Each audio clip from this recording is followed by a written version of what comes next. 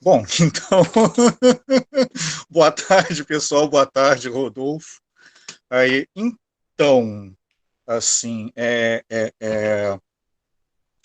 o que eu elaborei, o que eu pensei, assim, foi exatamente porque o pessoal fala muito sobre faixa de habitabilidade, né, e vai para uma coisa específica, né, que todo mundo tem aquela faixinha é, é, é, é, que a Terra está no meio, não sei o quê, etc.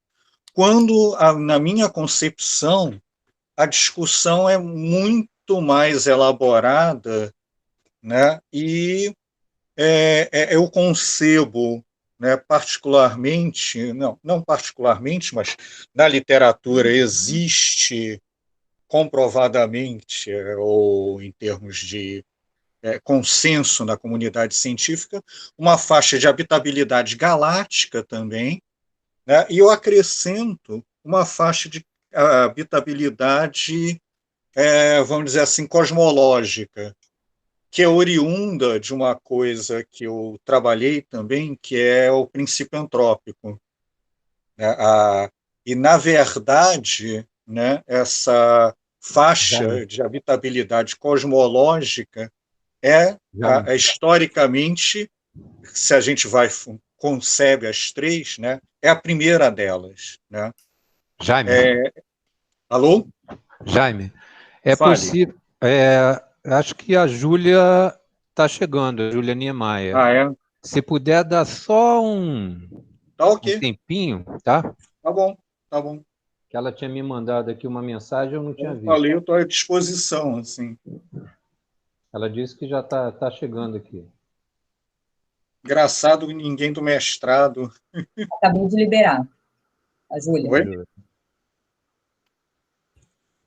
Oi, Júlia, tudo bem? Júlia, Oh, seja bem-vinda. muito obrigada. Pronto, ela chegou. Vamos lá, Jaime. Vamos lá? Bom, então, vou dar uma recomeçada assim.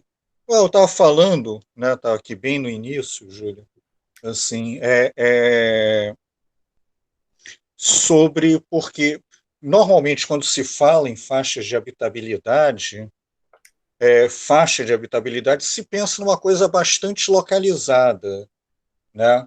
Simplesmente a faixa de água líquida, etc., não sei o que, etc., né? Quando a literatura sobre o assunto é mais vasta, ela inclui originariamente uma faixa de habitabilidade galáctica, né, que é explicitamente evolutiva, ela só faz sentido dentro de um quadro evolutivo, né, e existe, né, uma faixa de habitabilidade cosmológica, né, e, na verdade, se você for incluir, discutir e conceber as três, de fato, essa faixa de habitabilidade cosmológica é temporalmente a primeira a ser elaborada. E ela vem num contexto de uma discussão sobre teorias fundamentais, inclusive, né? Então, daí que eu tive a ideia, né, de trabalhar isso com um seminário, né, porque é um tema bom, que eu trabalho em astrobiologia, etc., etc., né, inclusive a discussão de evolução. Então, vou discutir um pouquinho evolução e depois falar, né, dessas três faixas, mas, né, procurando dar, né, uma abordagem mais afeita à discussão de complexidade, que eu gosto muito também, do Edgar Morin, né? Então, vai ser basicamente essa ideia que eu pretendo trabalhar, né? Então, daí é que vem eu dividir mais ou menos o seminário nessas três partes, né, o conceito de evolução sobre um ponto de vista complexo, né, escalas e articulação complexa da realidade, assim, a gente pode falar assim, né, e as faixas de habitabilidade, então, de um ponto de vista evolutivo. Né? Então, né, existe uma piada sobre físicos, né, que basicamente é o seguinte, né, o físico está lá batendo um papo com um biólogo, por exemplo, né, e o biólogo está tentando explicar não, a piada primeiro. Né? Não, está dando uma aula de física para biologia, vamos colocar por aí, assim, né? Aí, pô, professor, o senhor não podia dar um exemplo de mais afeito à biologia? Então, né? Aí o professor vira para o quadro e, então, vamos considerar dois cavalos perfeitamente esféricos, né? Ou seja, isso para introduzir a coisa de que se você for conversar com um físico, né, se houvesse também um diálogo de um físico com um biólogo, ele, ele ouviria atentamente a explicação sobre evolução e no final diria, ok, entendi, evolução é uma f de t, uma função do tempo. Né? E isso faz muito mais sentido, na verdade, do que os dois cavalos perfeitamente esféricos, porque o conceito de evolução basicamente é algo que se modifica ao longo do tempo. Né? Inclusive, né, um autor, e eu vou abordar isso um pouquinho, né, um autor que eu gosto muito, que discute evolução, que é o Stephen Jay Gould, né, ele chama bastante atenção de que para tirar essa noção de evolução como um progresso continuado. Né, eu vou abordar isso daqui a pouco, inclusive. Né? Então, mas vamos falar um pouquinho sobre evolução, né, propriamente dita. Né? Ok, né? O trabalho de evolução começa sobre evolução, a ideia, né, começa historicamente, né, lá com Charles Darwin e outros na Inglaterra, né, com o clássico Evolução das Espécies. Né? Mas eu aprendi com o Edgar Morin, né, no volume 2º, né, da obra dele chamado Método, que se chama exatamente A Vida da Vida, que a evolução não são de espécies isoladas, mas são de ecossistemas, das espécies dentro de ecossistemas. Né? Na verdade, de espécies organizadas complexamente em ecossistemas. E mais, né? Esses ecossistemas eles estão articulados, né, a um meio ambiente completo, né, que é a esfera, a Terra como um todo. Né? Então, esses ecossistemas estão articulados complexamente de forma planetária. Né? E, né, um dos motes da astrobiologia é exatamente que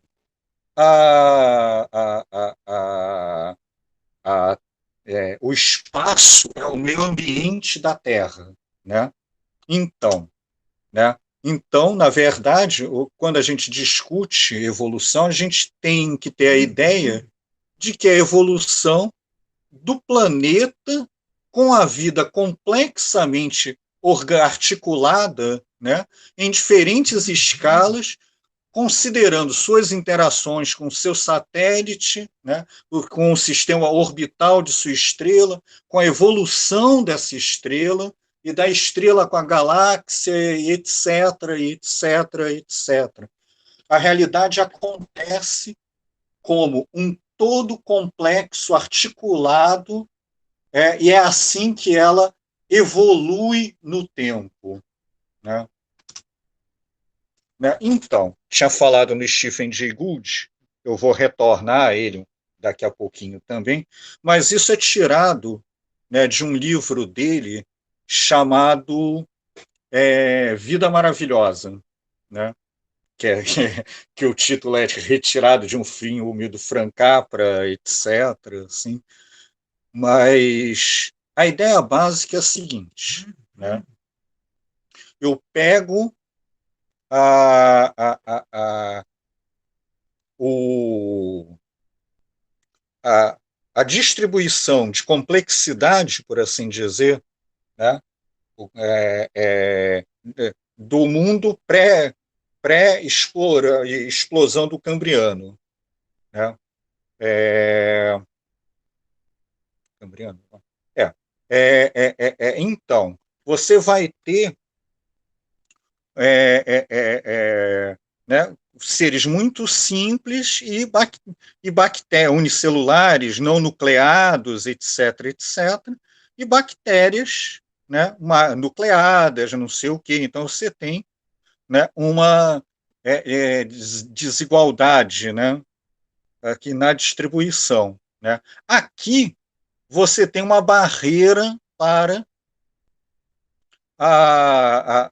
entre o vivo e o não vivo. Então, essa barreira aqui é insuperável. Né? Depois da explosão do Cambriano, você tem a, né, a complexificação acelerada, inclusive, né, das espécies, etc., etc. Né? Seres cada vez mais complexos, né, vão aparecendo em ecossistemas cada vez mais complexos, mas de um ponto de vista de massa e de número de espécies, né, isso daqui é simplesmente uma cauda. Né? A massa, né, da biosfera terrestre continua concentrada, né, aqui nas bactérias. Né? Então, a ideia básica, né, é que aqui você tem variações, né, aleatórias. E essas variações podem ir tanto para o mais simples quanto para o mais complexo. Para o mais complexo pode ir sempre, né? Você não tem barreira nenhuma. Mas para o mais simples você tem a barreira entre vivo e não vivo. Então, né, a cauda é evidente nessa curva, mas você tem também, né, que essa paredinha aqui ficou mais reta do que isso daqui. Né? Ou seja, houve variação, houve mutação, né? Perdão, houve mutação também em direção ao mais simples. Né? E a ideia básica aqui é a ideia de que a evolução, essa complexificação, etc., ela parece se justifica pura e simplesmente por variação estatística. Né? Mas, né, como eu falei, essa ideia, ela está... vocês podem me interromper a qualquer momento, tá? Assim, essa ideia, né, está associada, a evolução acontece, né, numa realidade, como eu tinha comentado, né, de articulação de escalas e processualmente no tempo. Né? Com relação às escalas, né, eu ressalto que nós estamos no centro. Né? Nós, seres complexos, pluricelulares, observadores inteligentes, com domínio da linguagem, construindo civilizações tecnológicas, etc., pertencemos a um conjunto, né, de seres que, se você for olhar do ponto de vista de escalas de estrutura, né, nós estamos entre, né, o muito pequeno e o muito grande. Né? E dada ou seja, a gente tem, né, seres, né, unicelulares, né, constituído de moléculas complexas, constituído de átomos, os núcleos atômicos são constituídos de quarks, etc., etc. Né?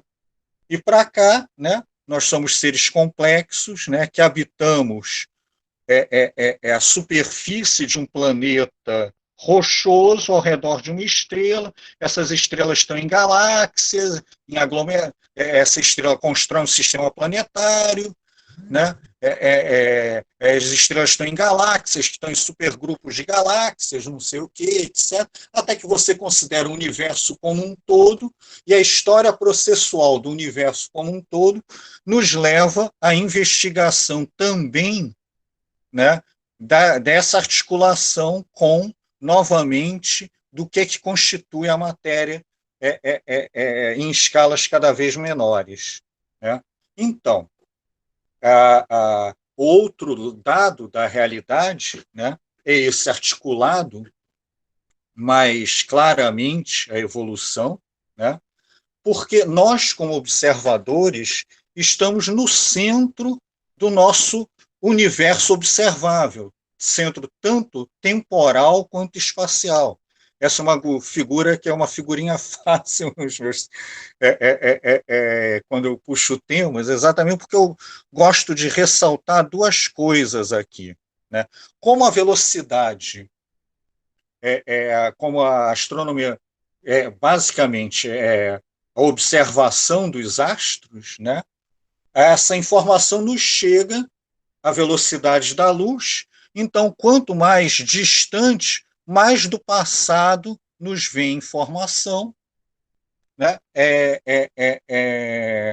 E é claro para nós, né, que o universo como um todo evoluiu. Né?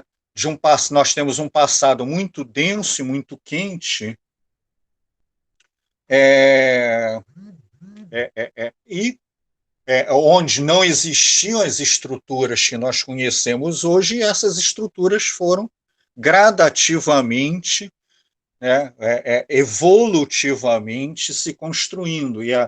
E até hoje, né, é uma discussão ainda razoavelmente em aberto como, né, essas estruturas vieram a, a se em que escalas se deu essa organização. Né? Quando a gente considera o universo, né, então, a gente identifica uma estrutura básica, né? São as estrelas. Por que as estrelas? Né? Antes de mais nada, né, você vai para o céu noturno, o que é que brilha? Qual é a luz que chega até vocês, até a gente? Né? Das estrelas. Mas tem a Lua, tem os planetas ao redor do Sol, que alguns a gente consegue ver a olho nu. Sim, mas de onde vem a luz da Lua, né, e dos planetas? Também, né, refletida, eles refletem a luz do Sol. Né? Então, as estrelas, né, algumas delas, né, na sua história, elas se constituem junto com a constituição de um sistema planetário, né, e elas se agregam, aí sim, né, a gente identifica estruturas maiores, mas essas estruturas maiores, que os sistemas orbitais ao redor de suas estrelas, são estrelas interagindo, né, gravitacionalmente agrupadas, né, em aglomerados, né, abertos ou fechados, né, ou solitariamente, mas de qualquer forma, em geral, constituindo corpos maiores, que são as galáxias, e sim, e as galáxias novamente repetem a história das estrelas, né, porque elas também se agrupam em grupos, supergrupos, esses em grandes filamentos, etc., etc. Mas, de qualquer forma, a estrutura básica do universo, né, são as estrelas, né, e nós já vimos que o universo tem uma trajetória evolutiva, né, assim, eu ainda retorno a isso, né? Mas as estrelas também evoluem, tanto que evolução estelar é um ramo da astrofísica, né? Como as estrelas evoluem, né? Isso porque, ao contrário de planetas, que são corpos plenamente estáveis, né? Então podem, a princípio, durar enquanto dure o universo, porque não vão se desfazer por efeitos internos, a princípio, né? Pode acontecer exatamente ser incinerado por uma explosão estelar, ou algum corpo colidir e ele se desfazer completamente, etc. Mas as estrelas, ao contrário disso, né, elas são corpos em equilíbrio, que não se mantém por todo o tempo. Por quê? Exatamente porque elas brilham. De onde vem a energia das estrelas, que tem a ver com a faixa de habitabilidade estelar, inclusive, a mais conhecida delas. Por quê? Né? Uma estrela é um equilíbrio instável entre a pressão gravitacional, né? A autogravitação, o peso da estrela sobre ela mesma e, né, a, a pressão originada da fusão termonuclear que ocorre no seu interior. Né? Isso é constituído processualmente também por um acúmulo de massa suficiente que aqueça o núcleo, né, a ponto de deflagrar a fusão termonuclear, mas elas atingem por algum tempo um equilíbrio entre essa fusão termonuclear no seu interior e a autogravitação. Né? Então, uma estrela típica é dada por esse equilíbrio que não dura para sempre, né? Porque o material disponível para a fusão termonuclear ele ele não está ali para sempre, né? Ele se esgota, né? Então, né, algumas notinhas sobre estrelas, além disso, né? O fator principal, né, que vai definir o brilho da estrela e a vida da estrela, né, é a massa. Né? Então, elas evoluem diferentemente de acordo com suas massas. Quanto maior a massa, maior o brilho e como a fusão, as temperaturas são maiores, a conflagração termonuclear é maior, apesar dela ter mais massa, ela consome mais rapidamente o material disponível para a fusão termonuclear. Qual é a faixa das estrelas? Né? Entre 100 massas solares, né, até 0,8 massas solares, 0,08, 8% da massa solar, que é o limite de massa para deflagrar a fusão termonuclear. Né? Mas, né, elas duram a maior parte do seu tempo na fusão termonuclear simples do hidrogênio em hélio. Algumas vão morrer, né, e só vão ter feito isso na sua vida, as de menor massa. Né? Mas, de qualquer forma, elas vão aumentando seu brilho, portanto, aumentam a sua temperatura, né?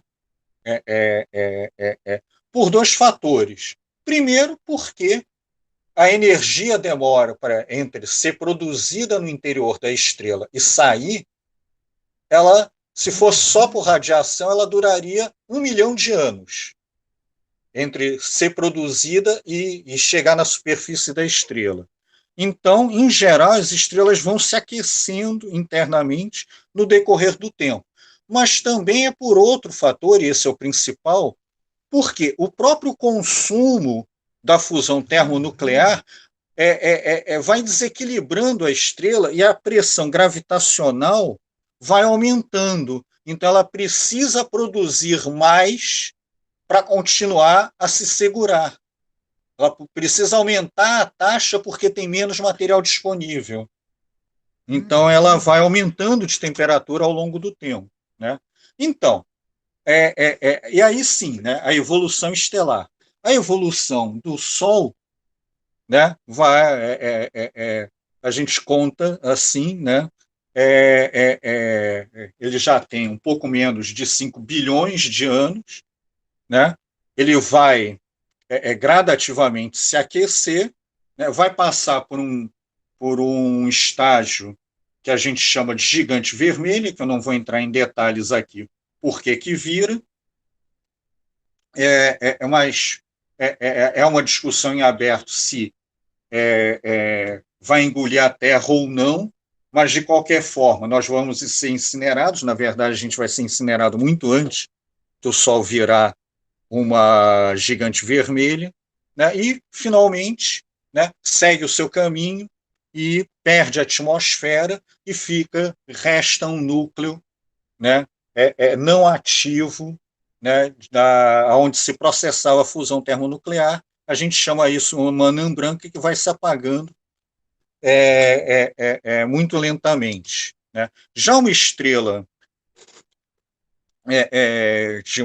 com mais de 8 massas solares, ela evolui até fazendo, né, ela vai conseguindo detonar os subprodutos, né, da sua fusão termonuclear. Então, se esgotou o hidrogênio disponível para mantê-la equilibrada, ela consegue detonar o hélio também, embora continue a fusão termonuclear do hidrogênio. O hélio e o hidrogênio não equilibram mais apenas, então ela consegue fazer a fusão termonuclear do subproduto da fusão termonuclear do hélio, que é o carbono, né, do carbono em oxigênio, do oxigênio em enxofre, né, não, silício, perdão, e do silício em ferro. Né? E aí acaba porque a fusão termonuclear acima do ferro é maior, consome mais energia do que do que ela do que ao invés do processo anterior, né, que produz energia e não libera energia, né? Então, aí a estrela entra em colapso, explode numa explosão de supernova, né? Então, é isso. As estrelas evoluem diferentemente, né, se de acordo com suas massas. Então, aqui a gente tem uma descriçãozinha, né? A sequência principal é a fase correspondente à queima da fusão termonuclear do hidrogênio apenas, né? E você tem aqui, né, da direita para a esquerda, né, de 0,1 massas solares até 30 massas solares. Né? Então, você tem limites de massa, né? Das supernovas podem restar estrelas de nêutron, ou se tiver muito mais massa, né, viram buracos negros. Isso já foi tema de um seminário do Demison, né? Mas a gente pode retornar ao tema aprofundando aspectos disso. Né? O Sol vai virar uma anã branca, né? Tá aqui a trajetória do Sol direitinho, né? Mas estrelas de mais massa que o Sol podem perder massa suficiente e também restarem como anãs brancas. Mas estrelas de muito mais massa, não. Aí elas explodem em supernovas mesmo e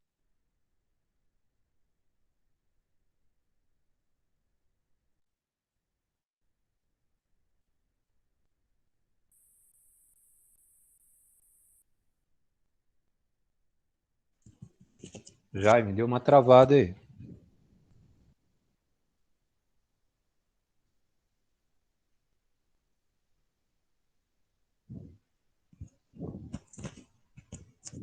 para Jaime, fazer... Jaime, deu uma Oi. travada aí. Seria bom você voltar. Pelo menos para mim aqui. Ah, é? Para mim, pelo menos deu. A partir de onde? Para mim também. Também? Então, do slide anterior, o finalzinho ali, buracos negros, o Sol vai virar uma anã branca em seguida. Tá, bom, não sei, eu tinha falado... Opa, perdão. Tinha falado... Já está falando, né, que depende também da massa inicial e dos processos que ocorrem no estágio terminal das estrelas, né? Podem virar anãs brancas, podem virar estrelas de nêutrons ou buracos negros, né? O Sol vai virar uma anã branca, né? Estrelas de muita massa, né, em geral terminam ou como estrelas de nêutrons ou como buracos negros, né? Uma coisa que, inclusive, eu estava falando, então, essas explosões é o dado fundamental, essas explosões de supernova, essa perda de material, elas são fundamentais. Por quê? Porque elas liberam o material produzido, mas durante a explosão, elas também se recombinam, né, aqueles átomos, né, aqueles poucos núcleos atômicos que a estrela produziu, vão no processo explosivo também se combinar entre si, produzindo todos os demais átomos da tabela periódica, né? E graças a isso é que nós estamos aqui falando sobre evolução estelar, inclusive, nesse momento, né? Mas, né, então, esse dado, e aí ressalto novamente a história de articulação complexa da realidade, né? Esse dado, né, vai ser fundamental, né, para o que a gente chama de evolução química da galáxia, que é um ramo da astrofísica também, né? Então, já que a gente vai falar de galáxias, né, existem, né, três tipos básicos de galáxias. As galáxias elípticas, que são, né, que são as mais com maior massa, muito mais massa do que a nossa, que é um tipo galáxia espiral, e existem galáxias bem menores que as elípticas e as espirais, que são as galáxias anãs, né? Aqui a gente, num céu sem poluição luminosa, a gente pode contemplar, né, tanto uma galáxia espiral, que é a galáxia de Andrômeda, que é a coisa que a gente pode ver mais distante, olho nu, quanto duas galáxias irregulares, né, que são a grande e a pequena nuvem de Magalhães, né? Bom, e por fim, né, para eu finalmente poder começar a entrar nas faixas de habitabilidade, né, eu vou fazer também aqui algumas observações que eu já fiz, né? Sim, o universo passou por uma fase muito densa, né, e muito quente, né, num passado finito, né, grosso modo, quer dizer, 13 e poucos, grosso modo 15 bilhões, mas é 13,8 bilhões, né, nesse passado, né, mas, né, contraposto, né, ao que eu apresentei sobre evolução estelar, né, você só tem, né, e novamente a articulação complexa da realidade, você só tem como primordiais no universo hidrogênio, hélio e lítio. Então, se o meio interestelar e as galáxias são contaminadas, né, por pelos restos das explosões de supernovas, né, o universo como um todo também que é contaminado, né, por esses elementos, né? Então, também uma coisa fundamental para a gente discutir faixa de habitabilidade, principalmente a faixa de habitabilidade estelar, é é, é, é uma diferenciação básica entre vida simples, né, e vida complexa. E a vida simples, né, é não nucleada e nucleada, né, e a vida complexa, que são os seres, né, pluricelulares, cada vez mais que desenvolvem órgãos de sensores, etc., etc., né? E isso vai colocar a questão, então, de quais são as condições gerais para acontecimento de vida, né? Para que e, portanto, quais são as condições de possibilidade de habitabilidade, né, do universo como um todo, né, e onde isso acontece, em galáxias e em sistemas estelares ao redor de sistemas planetários ao redor de estrelas. Então, né, esse é o mote, né, que eu gosto também de falar, que a habitabilidade, quando você coloca o conceito de habitabilidade, você está falando de uma condição de possibilidade, exatamente. Né? Habitável não é necessariamente habitado. Né? Não existe uma coisa, entre você dar as condições, simplesmente ela pode ocorrer, né? Mas não necessariamente acontece. Então, até quando a gente fala, né, de um planeta habitável, a gente está falando exatamente isso, que talvez ali reúna condições em que a vida possa acontecer, né? Mas não, a gente não sabe, né, qual é a origem da vida, etc., etc. Então, a gente pode simplesmente mapear condições de possibilidade. Então, habitável não é necessariamente habitado. Então, né, é, é, é, uma discussão bastante complexa, né? Como definir vida. Existem várias tentativas. Eu gosto bastante de uma abordagem, né, de um ponto de vista de teoria geral de sistemas, né, que permite articulação com discussões de complexidade. Né? Então, eu gosto dessas duas definições, né?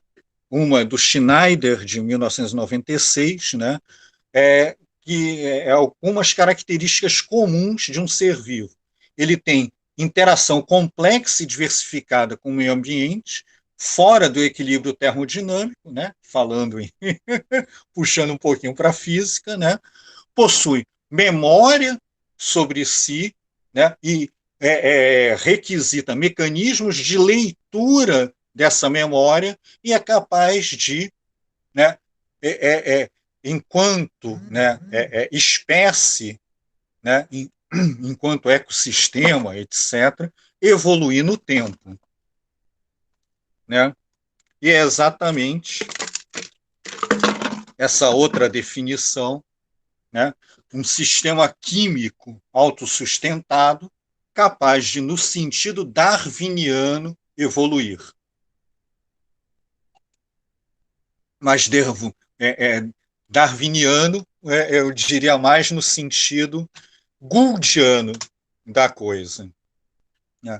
E exatamente essas questões de habitabilidade, não ser necessariamente, né, habitado, nos leva a outra discussão, né, a de quão abundante é a vida, mesmo a vida simples no universo. A gente não tem a menor ideia. Mas o que a gente pode dizer, né, e isso é o que suscitou a criação da faixa de habitabilidade de sistemas planetários, né, é que mesmo que seja abundante, né, o surgimento de vida complexa exige condições muito particulares. Né? E aí eu faço a minha observação de que vida complexa não assegura a geração de vida inteligente e vida inteligente não assegura geração de civilizações tecnológicas. Né? E aí, lembrando exatamente do que eu já vou retornar a ele, ao Gould, né, só para reforçar mais um caráter, né, uma das coisas, né, que a gente também descobriu, né, são os extremófilos, né, seres que são que conseguem, né, evolutivamente, em geral, se adaptar a condições aonde você, né, não esperaria a princípio encontrar vida, né? Então, em lugares muito quentes, né, ou em lugares secos e frios, etc. Lugares, né, sem luz, etc. Todo tipo de coisa você consegue, né, que é exatamente um exemplo, né, de evolução. Mas nós temos também, né, um problema fundamental, né, que pode ser tema de outro seminário por aqui, algo que vise mais astrobiologia tucur, né, só estou dando uns highlights assim, né, mas existe um problema fundamental com a vida da Terra, que é assim que a Terra, né, não teve uma origem muito pacífica, né, é que assim que a Terra passou a ter condições de abrigar a vida, ela a teve, né? O que inclui, inclusive, a possibilidade de origem extraterrestre da vida terrestre, né? Mas, né, retorna aquele papo de que, novamente, nós, né, seres complexos, somos uma porção ínfima do ramo dos eucariontes, né? E aí, voltando àquele quadro, então, só para afirmar, né, o seguinte, porque é possível que algum dos extremófilos guarde a memória, né, seja uma linha direta do ser que deu origem à vida na Terra, né, porque nós temos evidências de um ancestral único, etc., etc., né, mas não mas em geral os extremófilos, né, são explicáveis exatamente por essa coisinha aqui, né? Ou seja, evolui aleatoriamente, né, e consegue, né, produzir seres no limite entre o vivo e o não vivo, novos seres, novas espécies, né? E esse é o caráter básico que o Gould aponta sobre o darwinismo, que ele não é necessariamente apenas aprimoramento, né? Outra coisa que eu também não vou entrar em muito detalhe, mas só para ressaltar, o Gould fala também, né, que exatamente para cortar a noção de progresso, né, linear, etc., de complexificação, né, existem várias evidências de várias histórias evolutivas que não deram certo, né? Então, agora sim, né, a partir das condições necessárias para a vida simples ou complexas, a gente vai discutir faixas de habitabilidade, depois desse prólogo todo. E também merece, né, uma discussão, só para lembrar, né, a equação de Drake, né, que calculou, né, foi um primeiro rolar de bola de levantar quantas civilizações tecnológicas poderiam existir na galáxia. Mas isso é tema para outra coisa. Bom, vamos lá para as nossas para a nossa faixa de habitabilidade cosmológica, né? Já apresentei essa figura, mas relembrar, né? Então, claramente, né, aqui não poderia existir vida, mas também não poderia existir vida, né, antes de mortes estelares, né? Esse foi o mote, né, da primeira, como eu falei, da primeira faixa de habitabilidade elaborada, que foi uma faixa de que foi a faixa cosmológica, né? Isso veio num contexto de discussões, né, de grandes números sobre física fundamental, que você conseguia encontrar coincidências entre escalas muito pequenas e escalas muito grandes, entre o reino da gravitação e o reino do eletromagnetismo, etc. Né? Então, disso saiu, né, a hipótese do Dirac, né, de que a força eletromagnética, né, ou a força gravitacional poderiam evoluir no tempo, né, para explicar essas coincidências. Foram iguais no passado, né, e olha novamente a ideia de evolução, né, e a gravidade foi se tornando menor ao longo do tempo, né? Mas, né, isso perdurou até a década de 60, né, até que o Dicke apresentou, né, a primeira faixa de habitabilidade, que é a faixa de habitabilidade cosmológica. Né? Porque uma das coisas, né, uma daquelas coincidências de grandes números, era exatamente uma coincidência temporal. Tá? Então, para evitar, né, a investigação de se a gravidade se altera no tempo, né, ele é de 1962, tá? O slide está errado aí, agora que eu notei. O que é que o Dicke apresentou? Não. Existe uma era em que observadores são possíveis. Né? Antes de estrelas morrerem, né, explodirem, contaminarem o universo com elementos químicos que não hidrogênio e hélio, né, a vida não poderia acontecer. Então, ele traduziu, né, o tempo de vida de uma estrela numa relação entre força gravitacional e força elétrica. Né? Exatamente a quantidade de massa necessária para romper a repulsão eletrônica e os choques, né, de partículas, dos núcleos, né, de hidrogênio, né, poderem acontecer. E ele associou, então, o tempo de vida médio de uma estrela a essa relação entre a intensidade da força gravitacional e a intensidade da força elétrica. Né? Por quê? Porque a idade do tempo do universo em tempo atômico era exatamente igual à desproporção entre a desproporção entre a intensidade da força gravitacional e a força elétrica. Né? Então, você tem uma faixa temporal, né?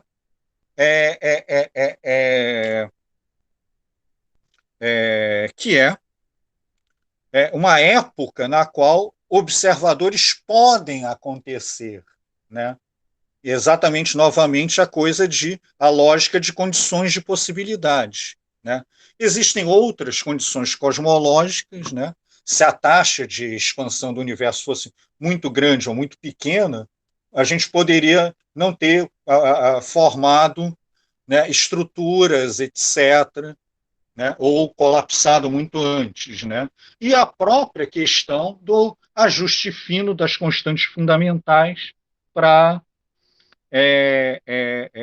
que vida possa emergir também, que isso necessariamente leva à discussão de multiversos. Né? Então, a gente tem, né, regiões espaço-temporais sem vida no universo, que é o universo jovem, né, os aglomerados globulares, as galáxias elípticas, etc., e as orlas galácticas. Eu já vou explicar por quê. Mas então a faixa, né, cosmológica de habitabilidade é o tempo em que estrelas contaminaram o universo e estrelas ainda possam nascer e criar novos sistemas planetários, etc, etc. Então, você tem um tempo inferior e um tempo superior, né? Agora, vamos lá para as condições de habitabilidade galácticas, né? Basicamente, como eu já anunciei, você precisa de contaminação química, né? Mas não só contaminação química suficiente, como também um meio ambiente, né, adequado. Né? Então, a gente não espera a vida em galáxias elípticas, por exemplo, porque ocorrem muitas explosões de supernova, etc., muita radiação. E então, basicamente, o próprio, você está num mar muito denso de estrelas, a intensidade de radiação interna é razoavelmente grande. Né? Então, basicamente, a gente espera que condições de habitabilidade em termos de galáxia venham a ocorrer em galáxias elípticas. Mas aonde e quando em galáxias elípticas? Né?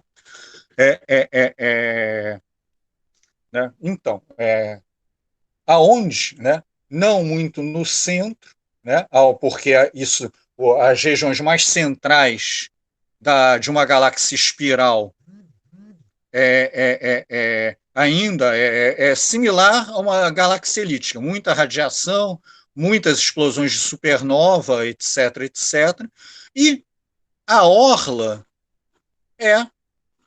com baixa contaminação química. Então, você tem uma faixa de habitabilidade galáctica, né? Nem tão na borda, nem tão no centro. Mas calma, né? Isso é a faixa de habitabilidade da Via Láctea hoje, né?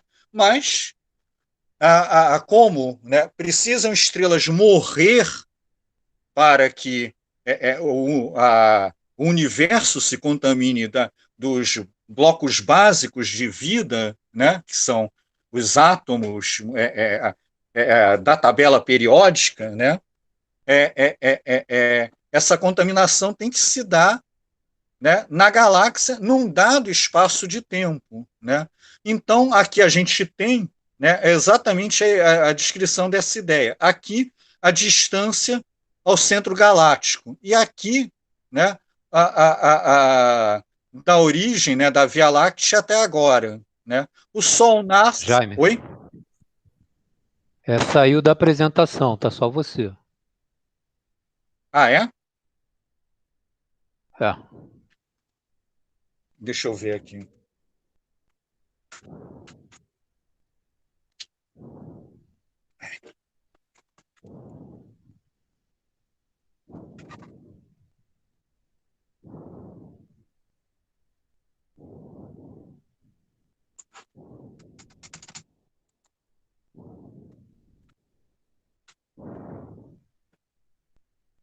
Ainda não voltou, né? Então... Não.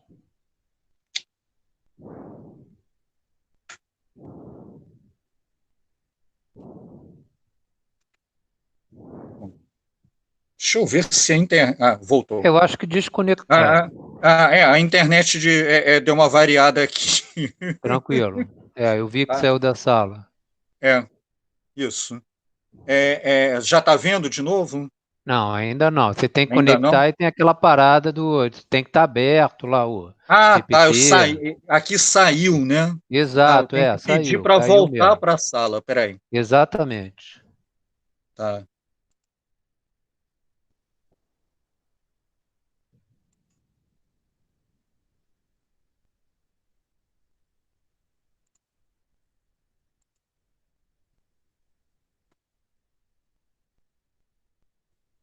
Tá.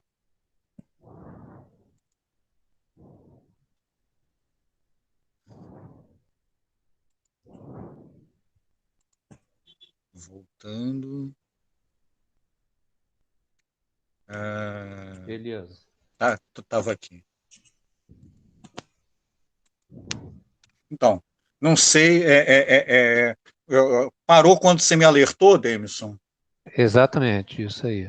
Tá, então, só recapitulando, então, aqui a distância ao centro galáctico e aqui, né, uma faixa temporal da formação da galáxia, né, até agora, né? Então, aqui, né, muito estrelas de grande massa explodem logo, né? Então, então a região do centro é similar a é, é, é, a uma galáxia elíptica, né? Mas então é preciso que algum tempo aquela região se contamine de elementos químicos para que né, sistemas planetários com condições de possibilidade de vida venham a se formar, porque tem contaminação química suficiente para você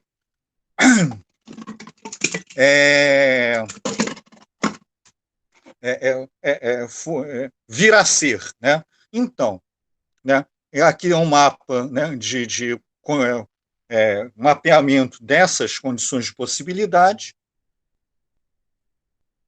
Né? O Sol está, né, por aqui, né? Uma distância galatocêntrica, né, de em torno de 8,5 quiloparsecs, o que dá em torno de 30 mil anos-luz, né? 28 mil anos-luz, né? E, né, nasceu há uns 4,5 bilhões de anos atrás. Né? Então, aqui só para dar uma ideia, né, no início, né, você não tem, né, você tem uma contaminação química numa região muito dominada por explosões de supernova, mas no decorrer da história, né, a faixa de habitabilidade galáctica vai se formando, né, e vai até crescendo um pouco. Né? Lembrando, então, né, é bastante coerente que o Sol esteja, né, na faixa de habitabilidade espaço-temporal. Né? Aqui um closezinho daquela coisa, né? Uns 4,5 bilhões de anos atrás, o Sol, né? É uma distância galatocêntrica de uns 28 mil anos-luz, só para...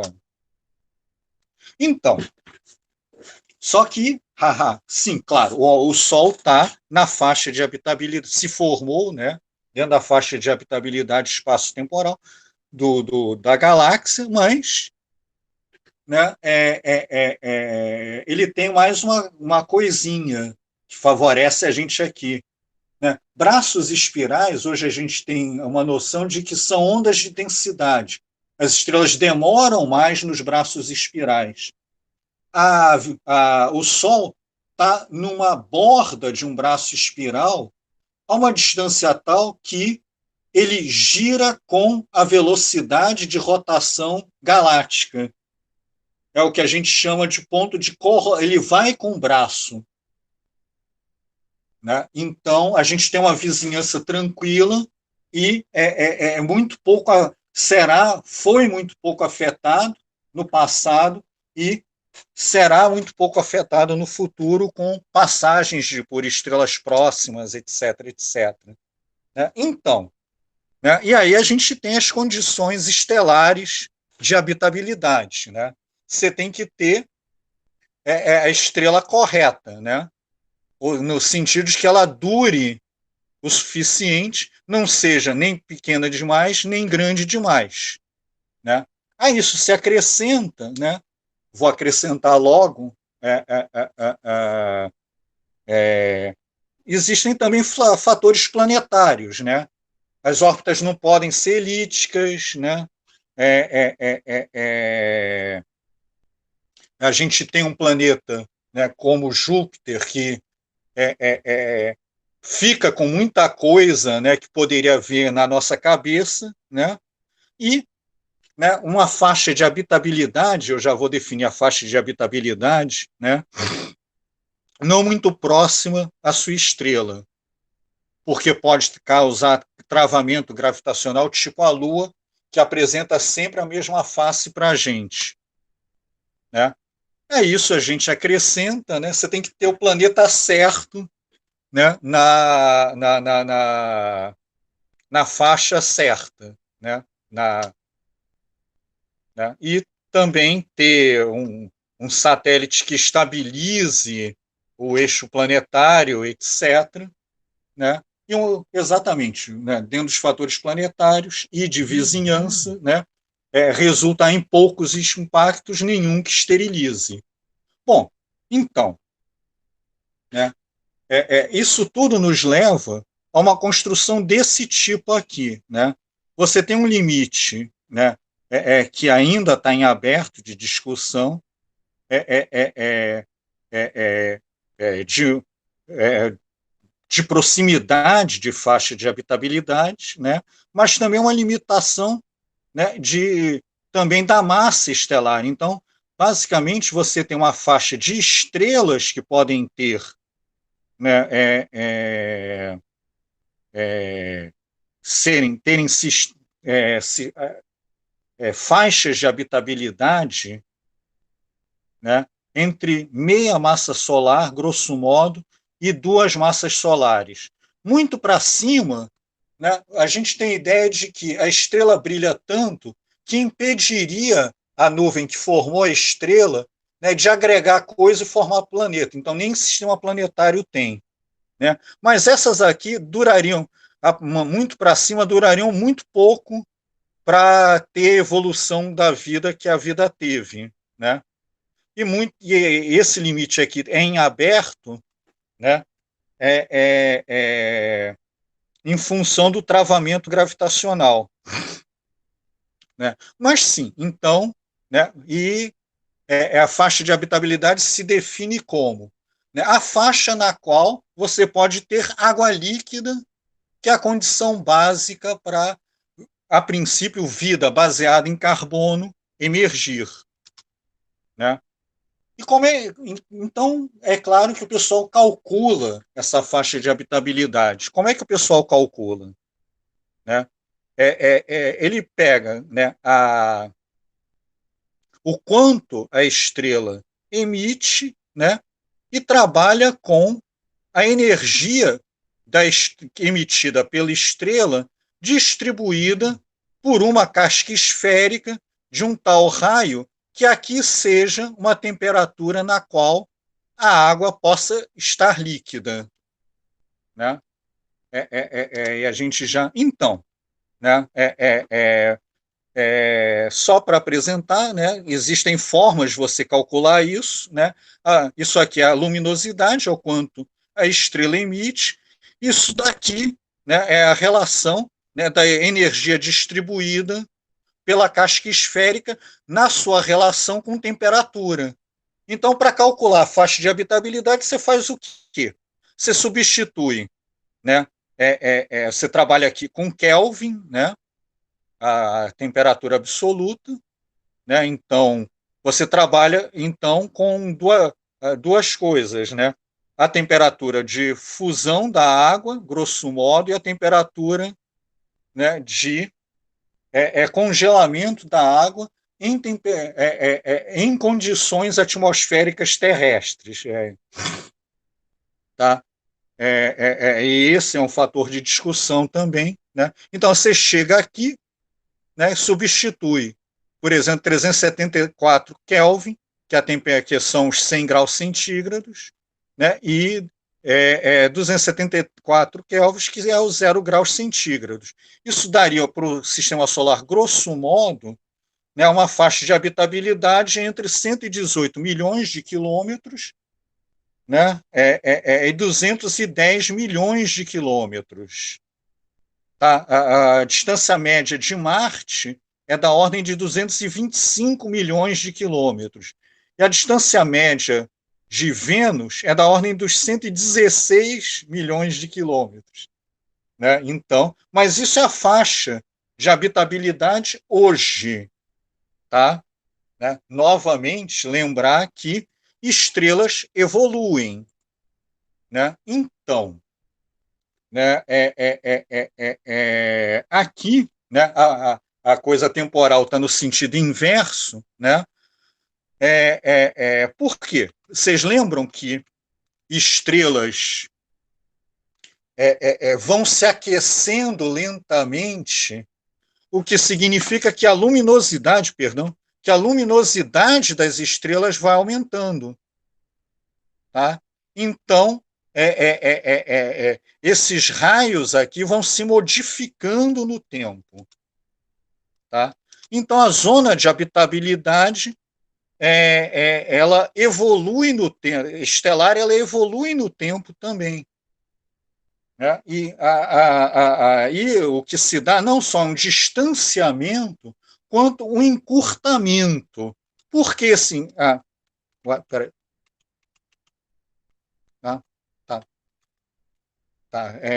Desculpem. Por que esse encurtamento? Porque é o que a gente chama de uma coisa diferencial. Essa faixa é uma razão diferencial. Né? À medida em que a temperatura aumenta, né, a luminosidade aumenta, né, você tem aqui o quê? Não é uma relação linear. Então, a distância entre esses raios vai diminuindo, embora eles estejam aumentando, mas a razão entre eles vai diminuindo. Então, a zona habitável de um sistema estelar, ele vai se estreitando no tempo, não só se afastando da estrela. Né?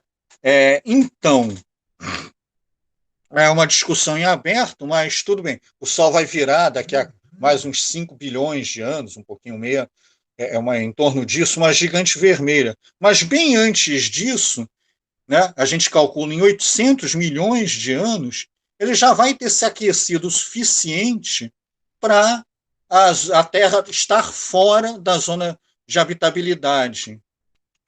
Né? E é assim que a gente identifica, né, faixas de habitabilidade de outros sistemas estelares. A gente identifica qual é o tipo de estrela e calcula, né, aonde qual é a região, né, similar à faixa de habitabilidade terrestre, né, que ocorre em outros sistemas estelares. Então, né, a gente já identificou vários sistemas estelares ao redor, né, de estrelas com zonas de habitabilidade factíveis. Né, aqui alguns exemplos: o sistema Kepler 22.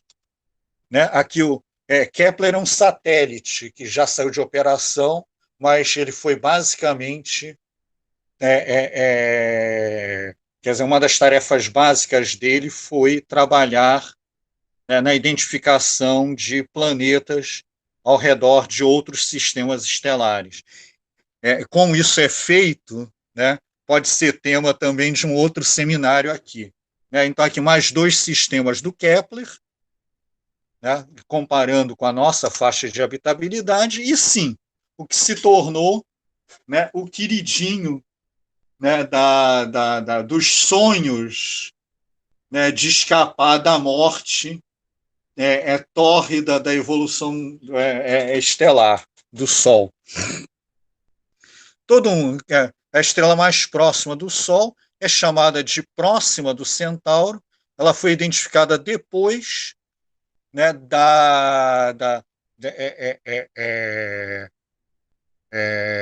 é uma estrela pertencente ao sistema de Alfa do Centauro, em última instância.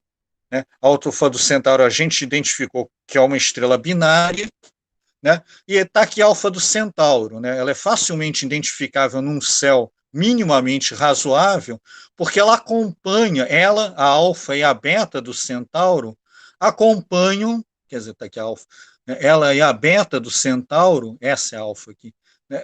Acompanham o Cruzeiro do Sul. Né? E a constelação do Centauro, ela praticamente envolve o Cruzeiro do Sul. Tá? Mas é uma estrela, é uma anã vermelha, uma das estrelas, e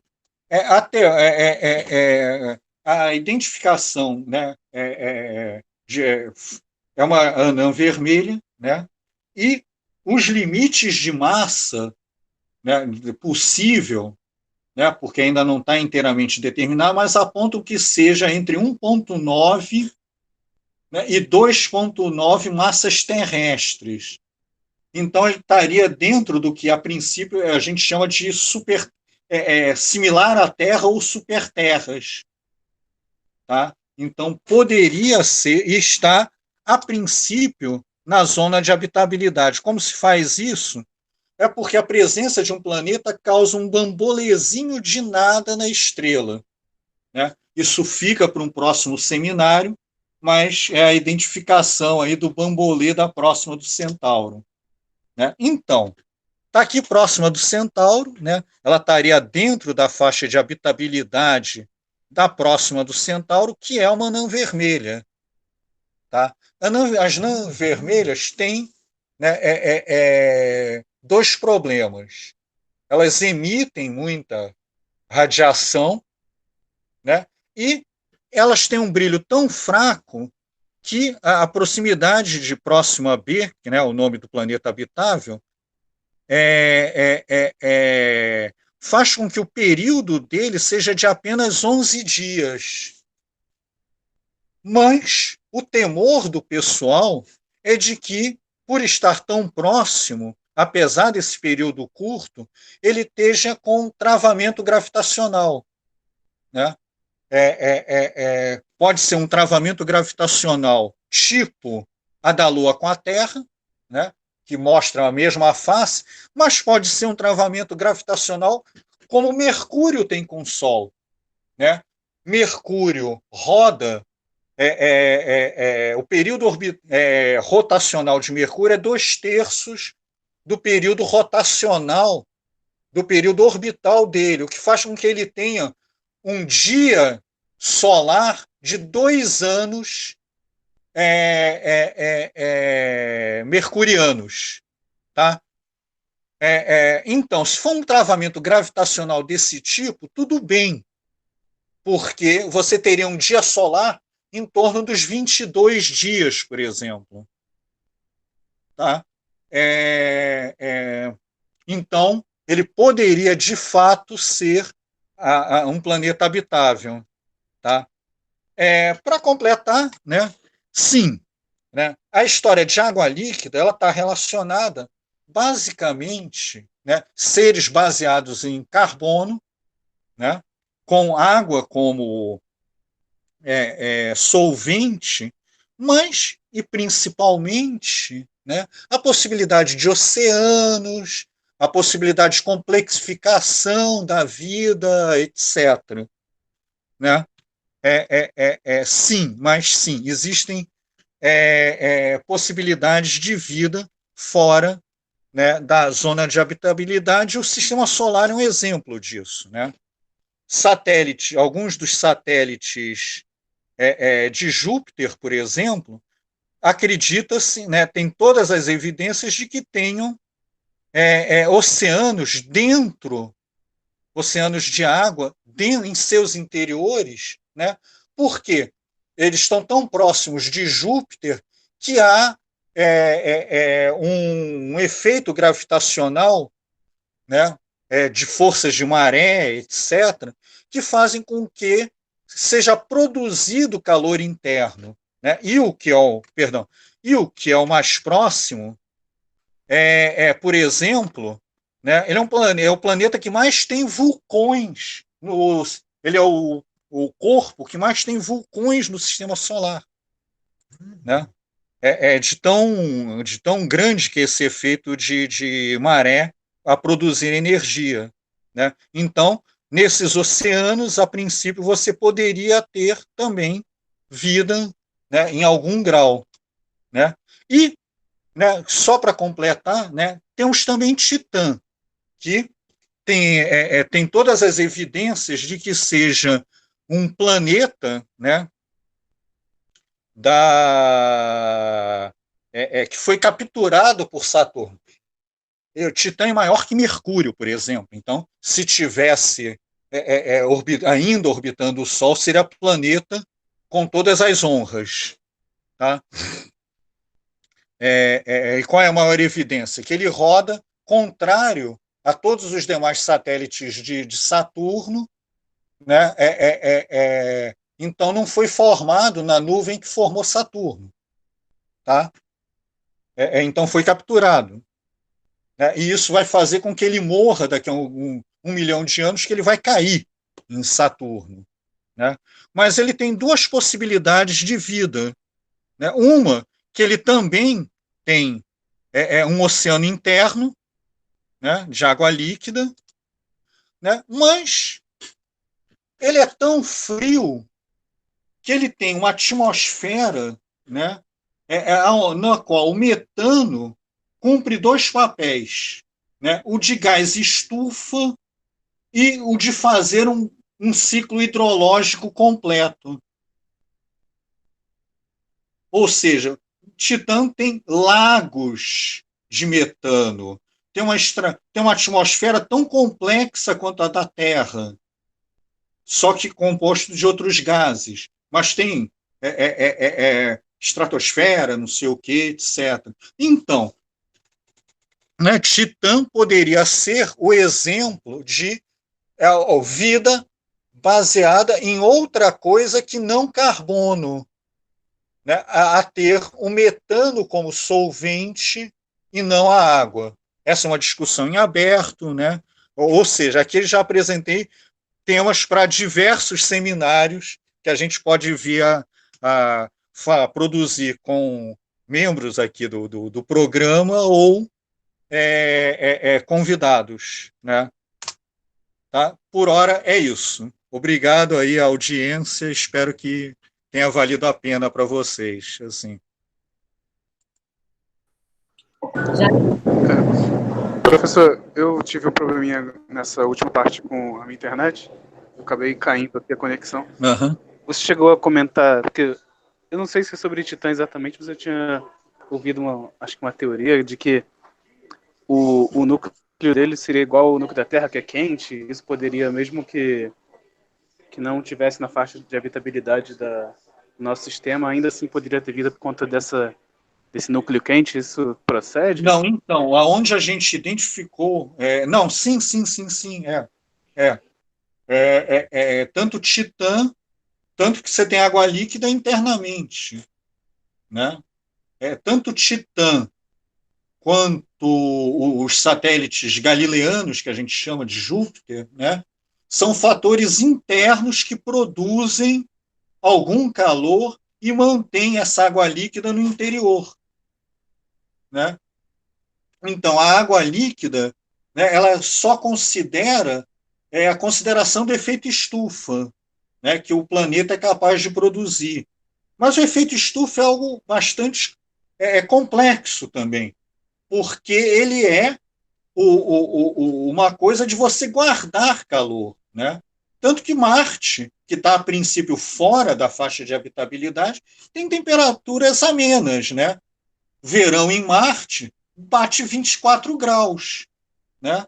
Dá para um carioca habitar tranquilamente, né? Com um casaquinho leve, mas dá. Entendeu? Então, mesmo Marte, com uma atmosfera rala, etc., fora, a princípio, da faixa de habitabilidade oficial, Marte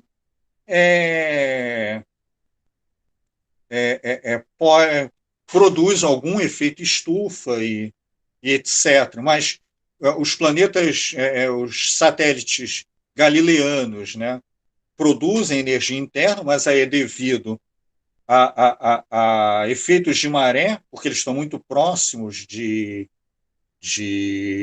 Júpiter, né, e Júpiter é muito grande, né, mais por Júpiter ser muito grande do que estarem próximos. Isso é o que faz eles estarem próximos de Júpiter. Né?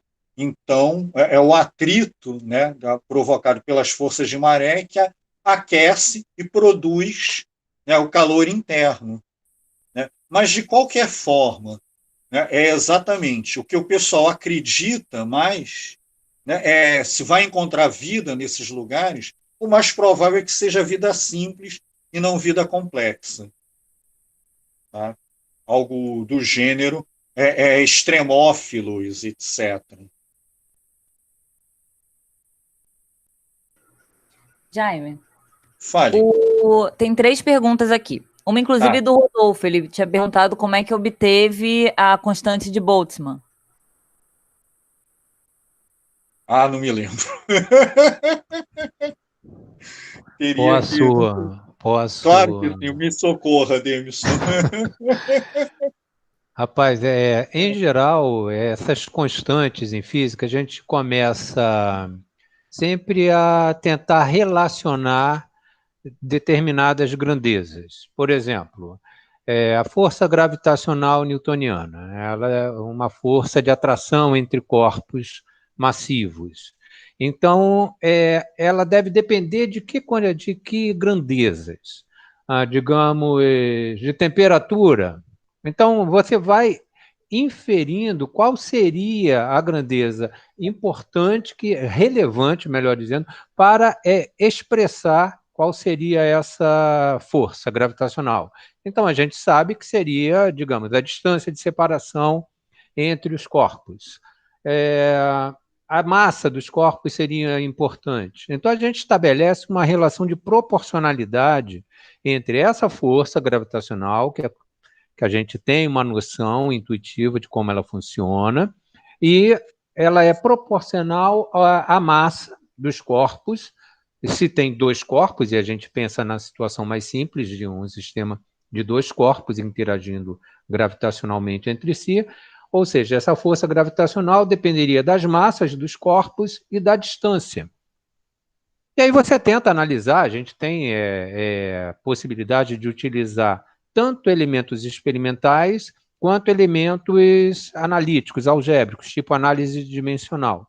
E você vai tentando compor aquela equação, até que surge uma relação entre a força, a massa, as massas e a distância. Só que é uma relação de proporcionalidade. A gente, da matemática, a gente sabe que pode sair da relação de proporcionalidade para uma relação de igualdade, ou seja, uma equação, com a introdução de uma constante de proporcionalidade. Bem, a constante, agora, isso é só para tentar ilustrar, né? Tentar tornar razoavelmente compreensível algo que é um pouquinho mais complexo. Mas, digamos, no caso da constante de Stefan Boltzmann, tem uma lei, também uma lei que relaciona a potência irradiada por um corpo, por exemplo, a estrela. A estrela, a gente está aqui na Terra, recebe energia, né? O Sol emite energia, a gente recebe essa energia. E a gente pode mensurar isso, há equipamentos que permitem determinar qual a potência de chegada. Potência seria energia sobre tempo. Quanta energia você recebe, por exemplo, por segundo que venha do Sol?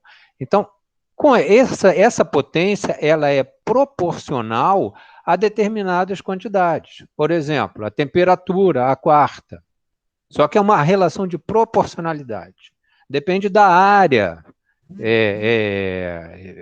que recebe a quantidade de energia. Né? O Jaime falou aí em algum momento. Uma estrela ela emite radialmente para todos os lados. Então, você tem uma esfera associada àquela energia que é emitida em função do tempo por unidade de área. Eu não sei se está... Acho que está ficando meio complicado, mas tudo bem. Então, você pega a potência proporcional à área e a temperatura quarta. Sai dessa relação de proporcionalidade para a igualdade com a introdução de uma constante, que é a constante de Boltzmann. Então, com essas grandezas, você tem condições de estimar qual é o valor dessa constante experimentalmente. Tá? É o máximo que se pode fazer em tão pouco tempo. Tá, na verdade, quando eu disse que não sabia, eu estava pensando na história específica da obtenção da constante. Tá, eu também não sei, aí também, realmente, aí eu não lembro. Pois é, por isso que, não me lembro. Minha pergunta foi no sentido de como obter um valor mesmo, né? nem a origem da constante. Então, acho que foi... Entendi direitinho, sim. Assim,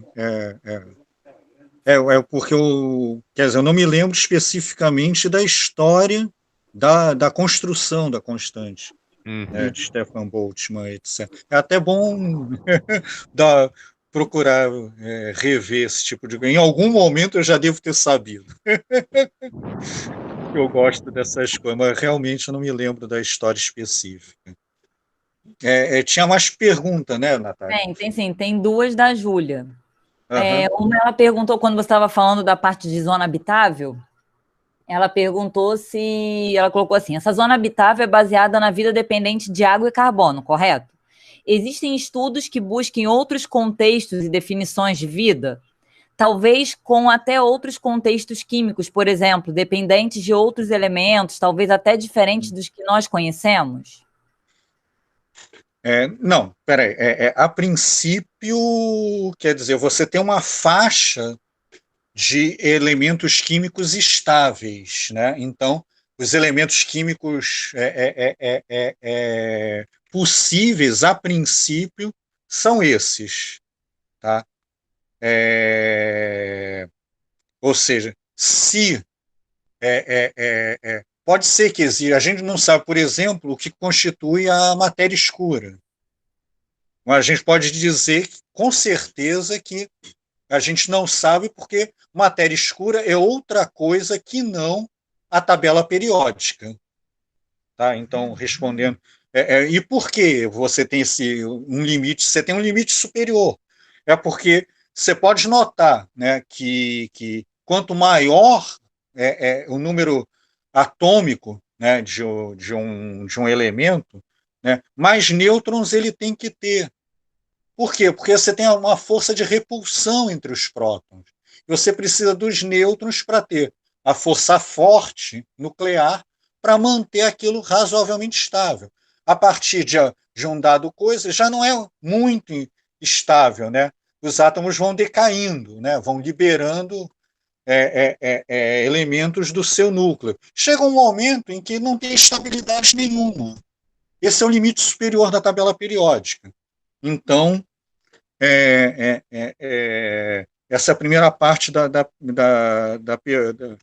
pergunta. A outra sim, então. Né? Essa é uma discussão em aberto. Né?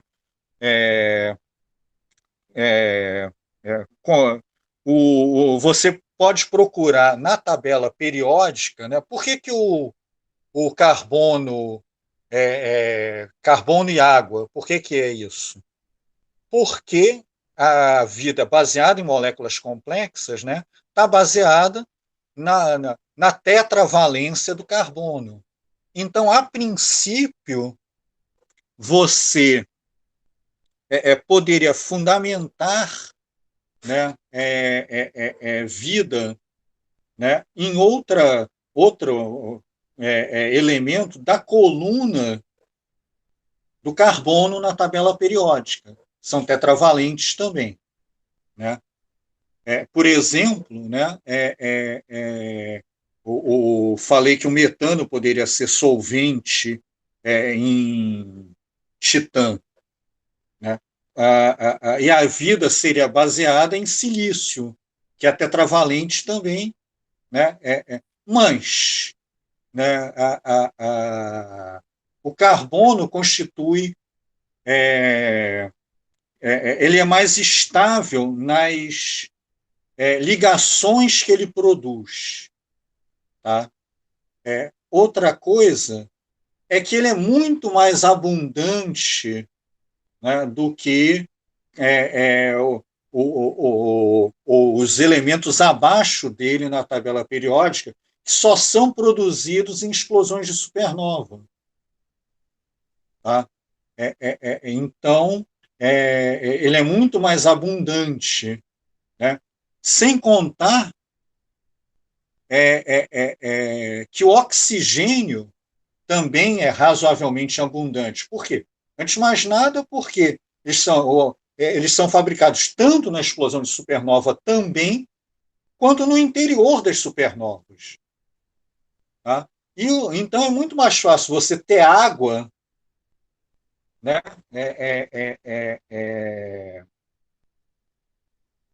Que é o oxigênio, com o hidrogênio, que é o material mais abundante do mundo, né? Do que metano.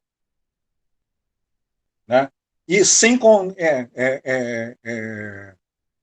contar, né, que a temperatura na qual o metano fica líquido é uma faixa de 60 graus, tá? Não é uma faixa de 100 graus.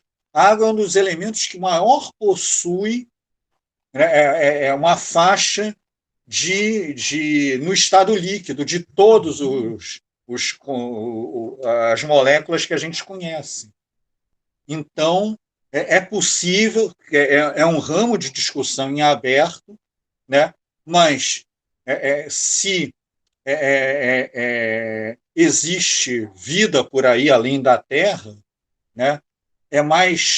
Estatisticamente mais provável que ela tenha a combinação carbono-água do que silício-metano, por exemplo.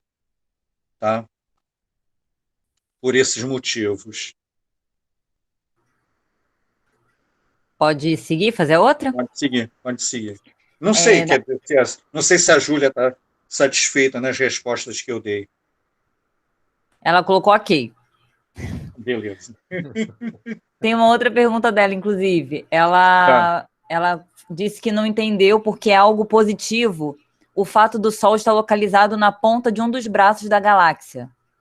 Porque a vizinhança não é na ponta é de um braço espiral. Por quê? Porque a vizinhança é mais tranquila. Tá? Tem menos estrela. Na borda do braço tem menos estrela do que dentro do braço. Então, vamos lá, deixa eu só dar uma ideia. Porque a gente pensa, quando a gente fala em sistema solar, né, a gente pensa o Sol e os planetas, só que não. Né? Tem material expulso da formação dos planetas, né, que está no que a gente chama de nuvem de Oort, que é uma série de corpos razoavelmente grandes, né? Podem chegar a 10 quilômetros, né, na sua maior extensão, né? E de um raio de 1 ano-luz. O limite o que o Sol agrega gravitacionalmente é 1 ano-luz. Tá? É material a 1 ano-luz. Se passa estrela muito constantemente por perto, né, pode ser que ela perturbe isso, a nuvem de Oort, e mande coisa para dentro. Então você está no meio de um braço espiral, aumenta a possibilidade de você ter uma catástrofe tipo a que matou os dinossauros, por exemplo, de cair um pedregulho na nossa cabeça. Tá? Então você está na borda do braço espiral, né, assegura que você está mais tranquilo com relação à vizinhança. E o outro ponto não é só estar na borda do braço espiral, é que você vai junto. E esse ir junto com o braço espiral assegura o quê? Que a gente teve um passado razoavelmente tranquilo e, quanto a isso, vai ter um futuro razoavelmente tranquilo. Não sei se deu para esclarecer também. Ela já tinha falado, tá. Beleza. Ela colocou mais ou menos, mas ok. Não, mais ou menos não. Se não ficou claro, qual é o ponto que ficou ainda em aberto? Ô, Jaime, Hum. Eu creio que uma ilustração assim bastante simples que permite esclarecer isso é como se fosse no trânsito, no trânsito com veículos, né? Uhum. Todos eles caminhando com a mesma velocidade e mantendo as distâncias entre si mais ou menos. Uhum. Isso é o exemplo do ponto de rotação, né? Assim.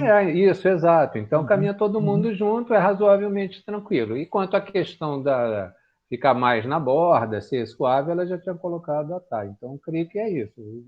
Todo mundo Beleza. caminhando junto, fica mais ou menos, né, com distâncias seguras entre si.